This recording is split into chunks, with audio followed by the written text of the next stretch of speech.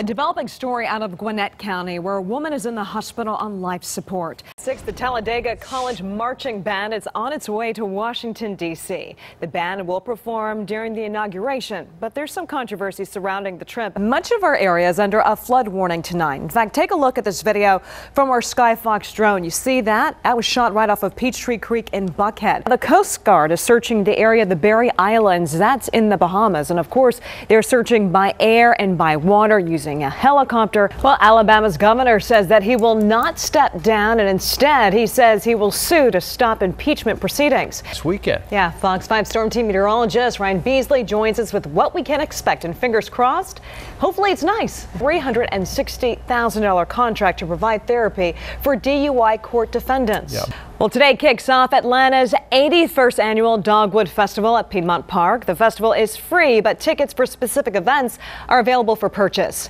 My dad was in the service for over 25 years, so for anyone who has anyone in the military, you understand the importance that these little puppies do for those who come back with disabilities, PTSD. I mean, we have some amazing stories that we're going to be telling during the course of the next 2 years about what these service animals really do for those who are in need. Time now is 9:11 this morning, and of course we could all use some help in staying in shape. Well, guess what? We have some expert advice for a trainer to the stars. Kenya Crooks has worked with some of the best in Hollywood. See, I took off my stilettos. I've got my shoes on. I'm ready to exercise. The stilettos is in the back. They're in the back. People. Look, and I've already been briefed. Hey, touch the floor. 6, just like that. So 7. Okay, boom. this is for the stomach, huh? That's for your stomach. Okay. Do you feel that in your stomach? I do. I just ate something. You know, I don't think a lot of people realize the importance of soup in keeping your body healthy and pushing those unwanted toxins out. So we can talk about that today, but what are we going to be cooking? Today we're cooking, I can't believe it's butternut. I can't believe it's butternut. I love it. Good morning and welcome back. It's 8:39 this morning, and guess who joins us in the studio? It's Max with a big yawn. That's how we feel for this Monday, don't we? Yes. A little sleepy. Of course, Fox 5's teamed up with Canine Assistance with Operation Max. And Judge Neil Gorsuch has just taken the first of 2 oaths to become the new Justice of the U.S. Supreme Court. The Senate confirmed him on Friday after Senate Majority Leader Mitch McConnell killed the Democratic filibuster. It was a chaotic weekend for one family who lives right next door to the Augusta National. Their home on Stanley Drive is actually in a prime location, right in the middle of the Augusta National Golf Club parking lot. Fox 5 Storm Center to talk about our forecast, and thankfully today it's going to be calm, especially with a lot of folks heading back to work and school. Don't want to add a drop of rain to that mess. We do not. And Delta Airlines says it's closer to getting things back to normal following severe weather last week in Atlanta that caused thousands of flights to be canceled. Now, yesterday, at least 150 flights were canceled. That's at least down from 275 that were canceled on Saturday.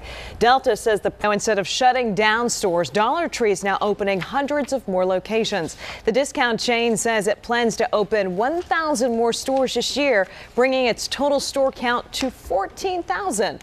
The chain announced their plans after reporting their sales grew by nearly 14% in the recent quarter, with sales of over $6 billion. The company plans to ramp up its digital presence as well to attract more millennial buyers.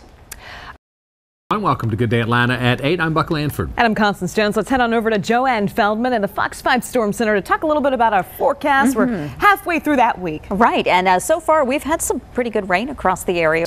Time now is 9:08 this morning, and former President George H.W. Bush is back in the hospital this morning.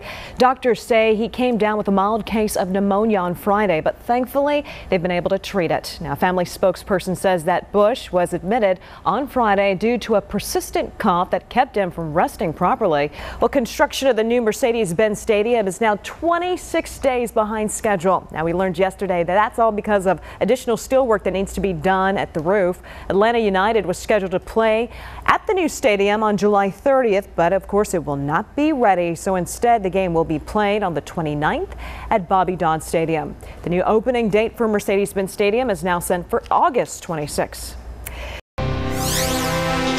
The special election for the 6th Congressional District ends in a runoff. Yeah, Democrat John Ossoff and former Secretary of State Karen Handel will now square off the June 20th election to see who's going to fill that seat. Good day's Mark Teichner is now live in DeKalb County with all the details this morning. Good morning, Mark. Hey, good morning, guys. And New this morning, police are looking for the gunman who sprayed a woman's home with bullets in southeast Atlanta. The overnight gunfire happened on the same street where a man was killed just last month in Good Day's Marissa.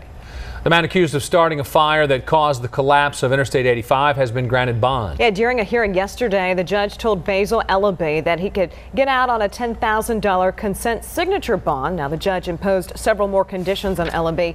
He is not allowed to have any contact with the witnesses, and he also has to enter a drug treatment program while he's awaiting trial. Ellaby also has to stay at least 1,000 yards from the site of that collapse. Opening day at the new Mercedes. Katie, thank you. Authorities say a man wanted for the murder of a security guard set out to kill as many white people as he could. 39-year-old Corey Muhammad was arrested shortly after he gunned down 3 men in the streets of downtown Fresno. Now, police say that the suspect told them that he hates white people. All the victims were Caucasian men between the ages of 34 to 58 years old. To catch the man now called the Facebook killer. Steve Stevens became the subject of a nationwide manhunt after he posted a video to Facebook that showed him killing a 74-year-old man. Good Day's Ron Gant now joins us with the latest on the information in the coming days. So the whole thing's just tragic. Yeah, a lot of people on social media is thinking that McDonald's worker, yes. although it's not confirmed yet, there was a lot of memes and stuff. It was quick thinking for sure. Mark Zuckerberg weighing in on this as well, absolutely. From Facebook's standpoint too. So, all right, thanks a lot, Ron. All right, thanks, Ron. Our time now is 8:17 this morning, and the CEO of United Airlines says that no one will be fired for last week's dragging incident. A California high school is going to great lengths to keep rats out of the classrooms. This after multiple videos surfaced online of a rat making itself right at home among the desks to help solve the problem. And when there's one, there's probably more. Probably not. Yeah, you're right. Can you imagine taking a test and then a rat runs by? Might be a little distracting. Hopefully everybody gets an A in that situation. Yes, I would hope so. All right, our time now is 8:18 this morning, and coming this morning for an email it sent to runners in this year's Boston Marathon. Yeah, the shoe company sent out an email with the title, "Congratulations, you survived the Boston Marathon." Yeah, this comes just 4 years after the deadly bombings at the race. Adidas has apologized, but it remains to be seen if that will be enough. And you would think someone from their PR department would catch that, you know. I understand it, but also to survive 26.2 miles, I mean, it is a survival in itself too for runners. It's such a sense of, I did it. So I see it from both sides, but yeah, I guess they need to be sensitive to a situation. Yeah, maybe just way to go, you know. Yeah, exactly. All right, an unusual food crisis in Japan. They're suffering from an extreme potato chip shortage at the station. I know, because they're pretty expensive for a bag of chips out here. Thinking about maybe exporting potato chips to Japan. That's a side business. Buck, you're always coming up with good business ideas. You know. Anyway, all right, 8:30.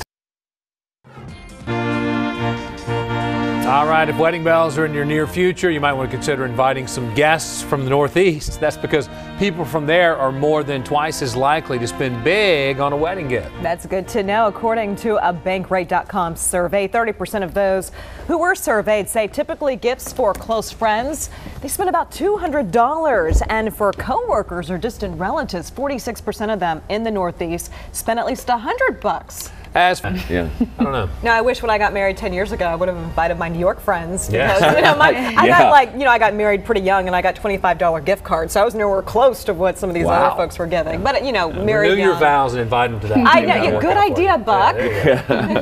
I'm expecting gifts from all you guys. I think at the Well, moving on to our next story. Living on dialysis can be tough. You have to sit in a room for hours several times a week. Yeah, for Blake Huffman of Snellville, it's been especially hard waiting for a kidney transplant while balancing the role of father and husband. That's right. His mother says he's had about every complication you can imagine. He survived, but only to face challenges a little bit later in life.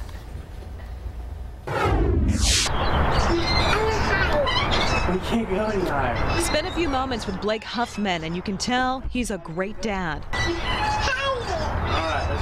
But one thing you likely can't see behind that smile is just how sick he really is. There's times, you know, playing with Blakely, I mean, that's hard because she's everywhere right now. So that's really tiring. Blake is in desperate need of a new kidney, and at the age of 27, it's very uncommon for him to need one at such a young age. But for Blake, this isn't the first time he's needed a transplant. I mean, we were totally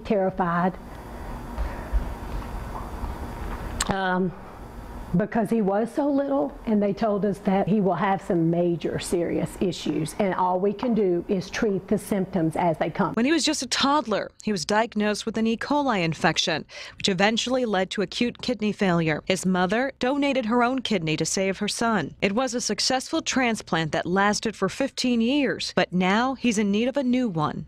It's hard just knowing that he doesn't complain, and he handles it beautifully, but as a mother, it's like I wish I could take it from him at any time, and to be able to give him his life back the way he was used to. About a year ago, Blake started feeling sick, so sick that he had to go to the hospital. And that's when doctors found out that his transplant was failing. Since then, he's been going to dialysis 3 times a week for 4-hour sessions. But Blake is a grin it and bear it kind of guy. I try to just go in with a smile and do what I gotta do. Along with dealing with treatment, he's had to drastically change his diet. No sodium, no potassium, just a few of the restrictions. This has helped me a lot, like learning. It'll give you snacks you can make. For now, he's waiting for a kidney match, looking forward to the day where he can keep up with his little girl. You're gonna have your downs, but you're also gonna have your ups. So if you can have a good family behind you, then I think you can get through anything. And little Blake Lee is just so adorable. We can tell you that Blake's brother has agreed to donate his kidney, but he's not an exact match with Blake. So they're actually participating in the kidney paired donor exchange program at Emory. So his brother is donating a kidney and will be paired with a recipient with the same blood type. And when someone matches Blake's blood type, donates a kidney, he'll get one. But unfortunately, Buck, we can tell you it's been several months. They've been waiting for a transplant, and they're still waiting. So it could take several months, but if you have any help that you want to give, you can go to our website at fox5atlanta.com and click on the Good Day section. Of course, you can click there and find out how you can help the family out. First of all, I love Blake's attitude, and second of all, that's what a great program. The swapping program, when your loved one doesn't necessarily match, it's, well, obviously keeping our fingers crossed that works out real soon. And the Emory program is one of the biggest in the United States, the exchange program there. So it's something that families didn't have years ago, but now families can help out even if you're not the same blood type. That's so great. It's a great program. All right.